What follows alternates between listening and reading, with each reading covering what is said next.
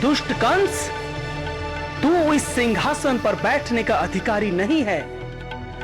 राजा तो प्रजा का रक्षक होता है, लेकिन तू स्वयं अपनी ही प्रजा का भक्षक बन चुका है। तूने अनेकों स्त्रियों और बालकों की हत्याएं की। तूने अपने ही पिता, बहन तथा बहनोई को बंदी बनाकर उन्हें घोर यातनाएं दी। तेरे पापों का घड़ा अब भर चुका है कंस। आज मैं कृष्ण तेरा अंत करके पृथ्वी को तेरे भार से मुक्त करूंगा।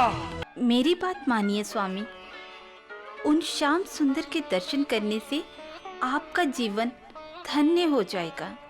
हाँ, तुम बिल्कुल ठीक कहती हो सुशीला, तुम बिल्कुल ठीक कह रही हो। मैं अपने मित्र, अपने आराध्य श्री कृष्ण के दर्शन करके अवश्य धन्य हो जाऊंगा। नैनन के जल से पग धोए, देख सुदामा की दीन दशा, देख सुदामा की दीन दशा, देख सुदामा की दीन दशा। हस्तिनापुर के द्यूत गृह की वीरों से भरी उस सभा में श्री कृष्ण ने द्रौपदी की लाज तो बचा ली, किंतु वहां मानवता का सर लज्जा से झुक गया था। इसी सभा में उस भयंकर महाविनाश की नींव पड़ चुकी थी जिसे महाभारत कहते हैं।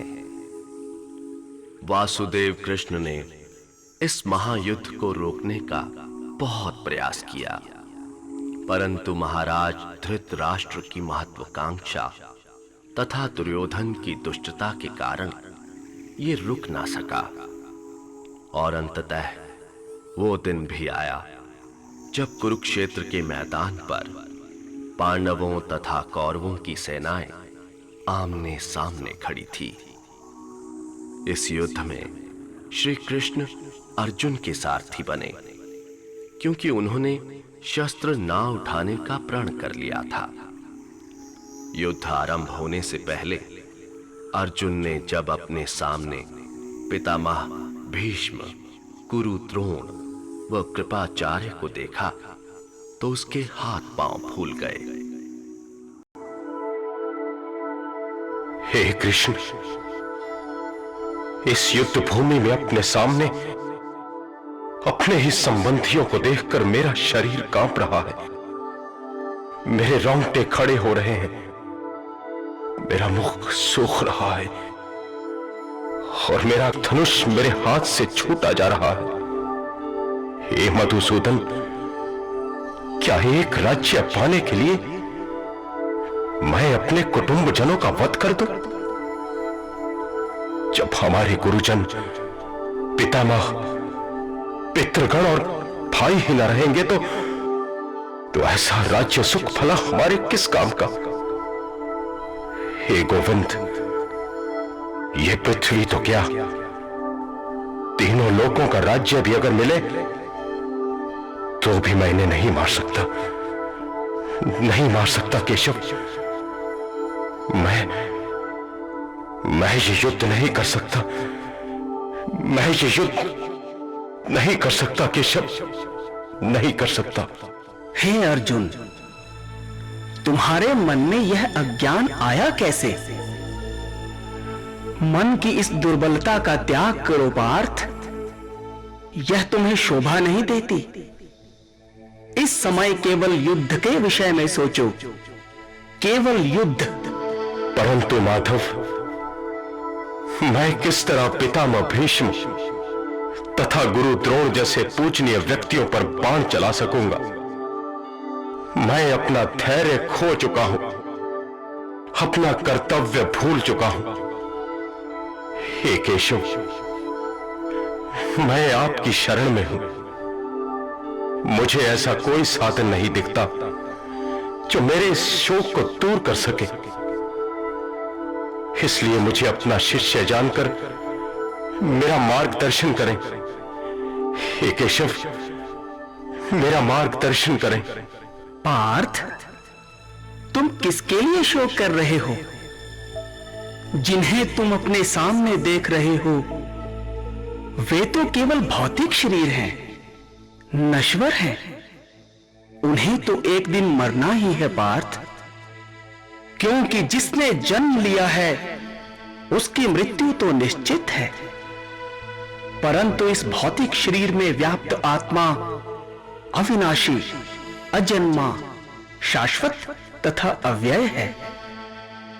आत्मा को न तो किसी शस्त्र द्वारा काटा जा सकता है, न अग्नि द्वारा जलाया जा सकता है, न जल द्वारा भिगोया जा सकता है और न वायु द्वारा सुखाया जा सकता है।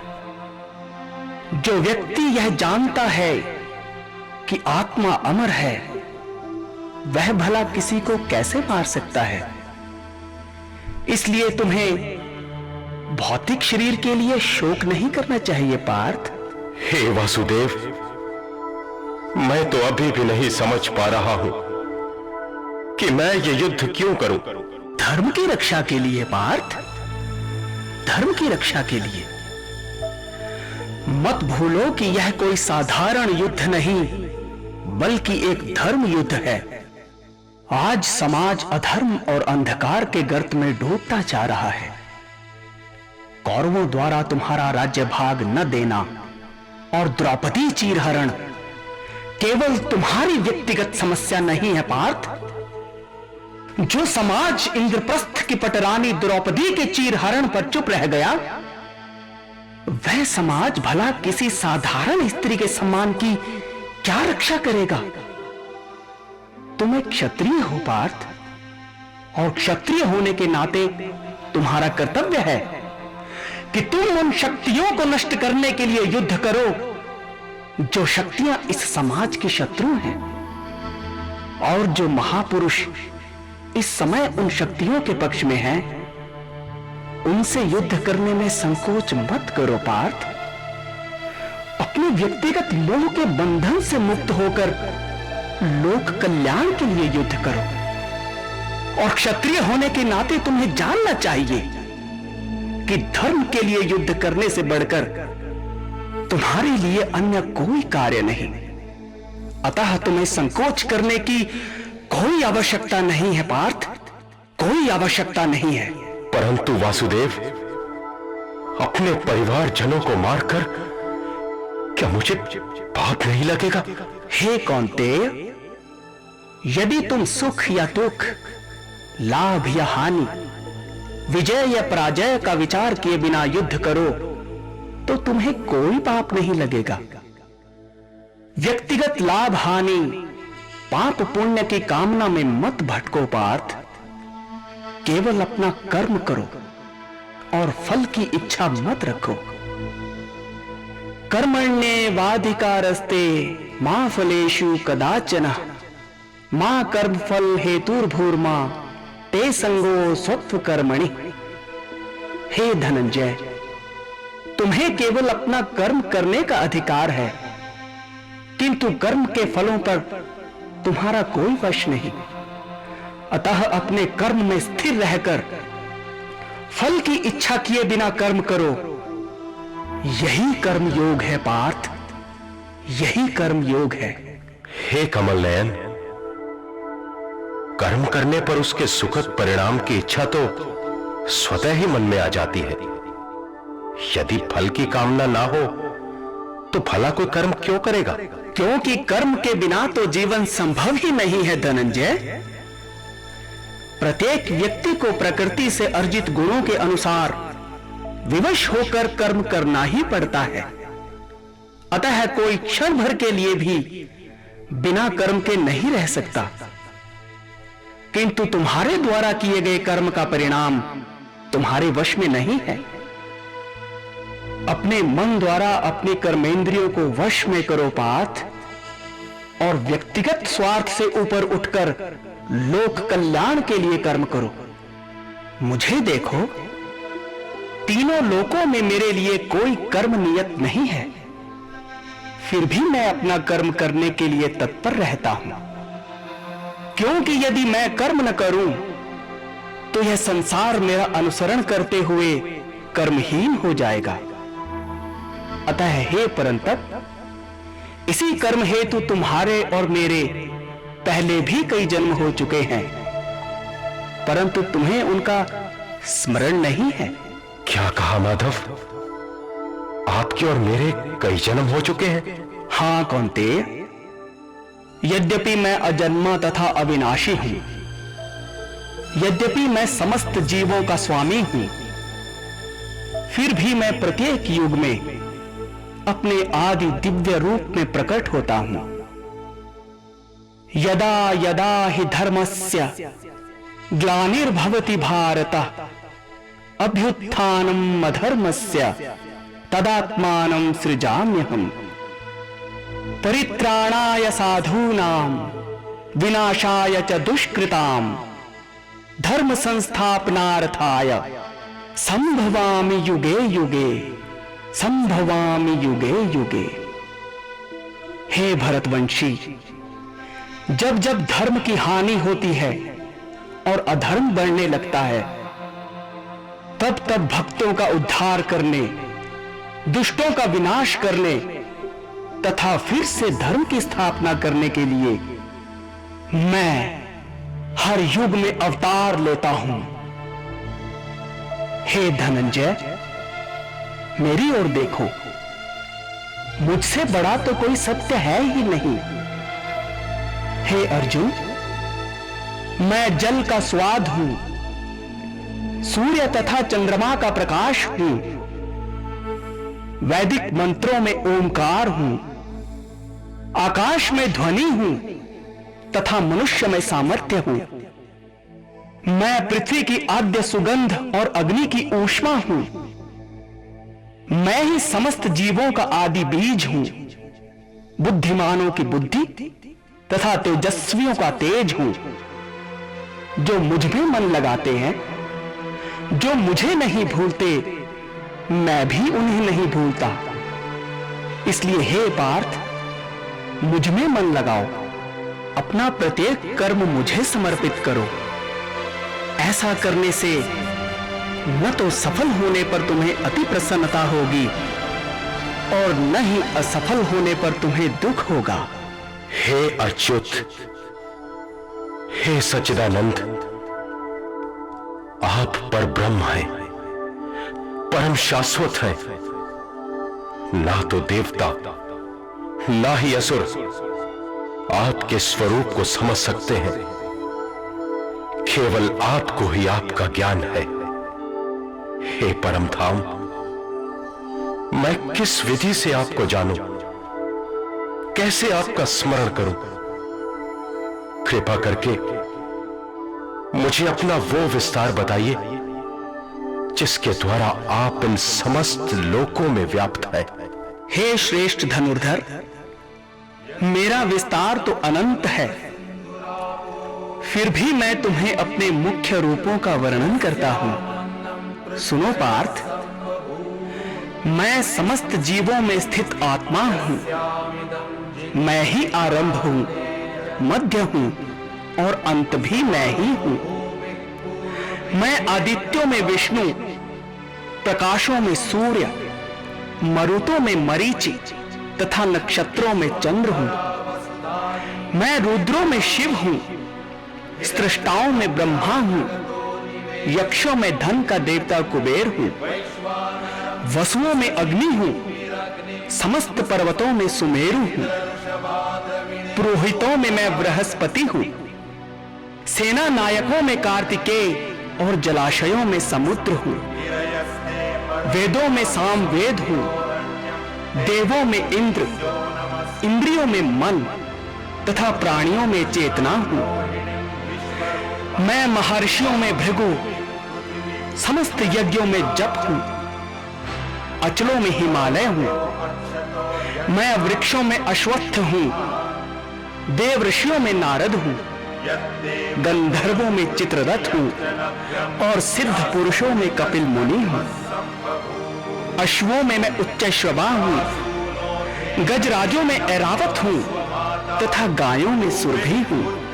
संतान उत्पत्ति के कारणों में मैं कामदेव हूं, सर्पों में मैं वासुकी हूं और नागों में शेषनाग हूं। मैं ही जल हूं, अग्नि हूं, वायु हूं, तथा मैं ही मृत्यु का देवता यमराज हूं। राक्षसों में मैं प्रहलाद हूं, पशुओं में सिंह तथा पक्षियों में गरुड़ हूं, शस्त्रधारियों में मैं राम हूं और नदियों में गंगा हूं। समस्त विद्याओं में मैं अध्यात्म हूं, तर्कों में मैं सत्य हूं, छंदों में मैं गायत्री हूं, समस्त महीनों में मैं मार्गशीर्ष हूं तथा ऋतुओं में बसंत हूं। मैं छलियों में जुआ हूं, तेजस्वियों का तेज हूं, बलवानों का बल हूं, विजय हूं व साहस हूं। मैं नीति हूं, ज्ञान हूं तथा रहस्यों में मैं मौन हूं। यदुवंशियों में मैं वासुदेव हूं और हे अर्जुन, पांडवों में मैं अर्जुन हूं। हे धनंजय, मैं समस्त सृष्टि का जनक बीज हूं। ऐसा कोई प्राणी नहीं जिसमें मैं नहीं हूं। हे परंतप, मैंने जो कुछ भी तुमसे कहा वह तो मेरी अनंत विभूतियों का संकेत मात्र है। हे योगेश्वर, आपका दिव्य उपदेश सुनकर मेरी आंखों से मोह का पर्दा हट गया है। मेरे मन की सारी दुविधा दूर हो चुकी है। मैं स्पष्ट रूप से आपकी अक्षय महिमा का अनुभव कर रहा हूं। किंतु हे वासुदेव, मैं आपके विश्व रूप के दर्शन करना चाहता हूं। कृपा करके मुझे अपना असीम विश्व रूप दिखलाइए परमेश्वर। हे पुरुषश्रेष्ठ, मेरे विश्व रूप को तुम अपनी इन आंखों से नहीं देख सकते। इसके लिए तुम्हें दिव्य दृष्टि की आवश्यकता है। इसलिए हे पार्थ, मैं तुम्हें दिव्य दृष्टि प्रदान करता हूं।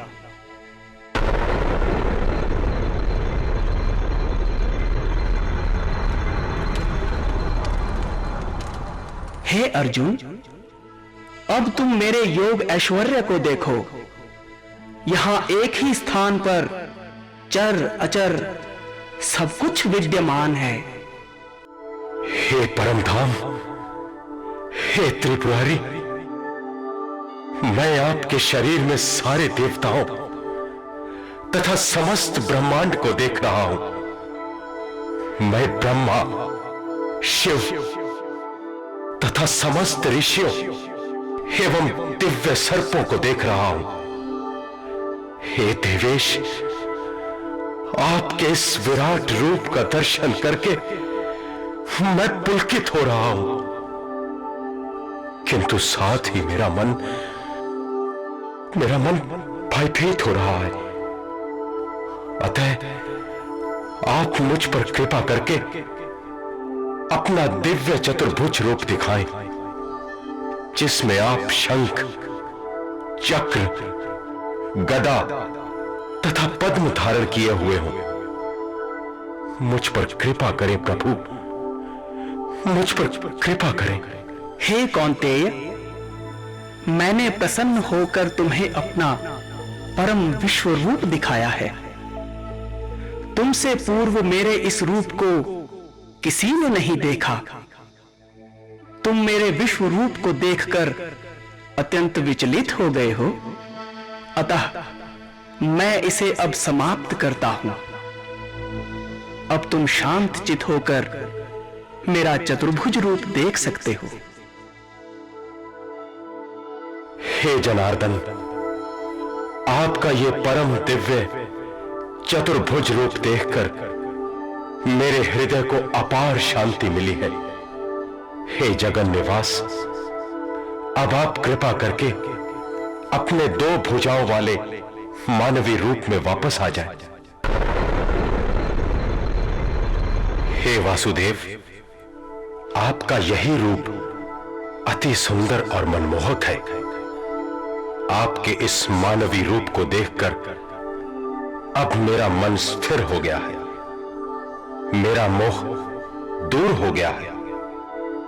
आपकी कृपा से मुझे मेरी खोई हुई शक्ति वापस मिल गई है।